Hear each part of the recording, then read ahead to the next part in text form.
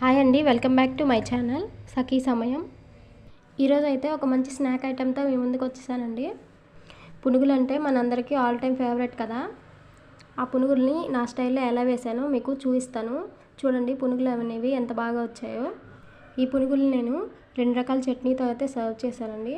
Taste అయితే చాలా బాగా కుదిరింది. ఇంకా లేట్ చేయకుండా వీడియోలోకి అయితే వెళ్ళిపోదాం. ముందుగా మన ఛానల్ ఎవరైనా కొత్తగా చూస్తున్నట్టయితే సబ్స్క్రైబ్ చేసుకోండి, ఇంకా లైక్ చేయండి, కామెంట్ చేయండి, షేర్ చేయండి.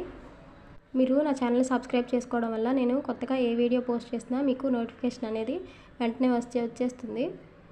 ఇంకా లేట్ చేయకుండా వీడియోలోకి అయితే వెళ్ళిపోదామండి. ముందుగా స్టవ్ అయితే ఆన్ చేసేసుకోండి. కళాయి పెట్టేసుకున్నాను.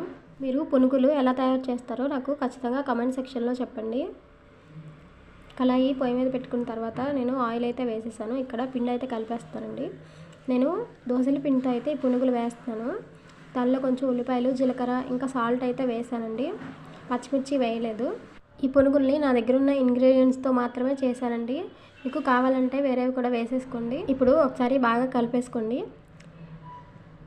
గంటతో ఒకసారి బాగా కలుపుకోండి. నాకు గంటతో కుదరట్లేదని నేను చేత్తో కలిపేసానండి. ఇలా రఫ్ కొట్టుకుంటే మన పునుగులు అనేవి చాలా గుల్లగా వస్తాయండి. టేస్ట్ కూడా చాలా బాగుంటుంది.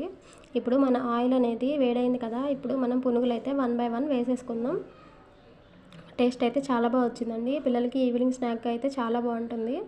పునుగులు అయితే పిల్లలు కూడా చాలా ఇష్టంగా తింటారు కదా.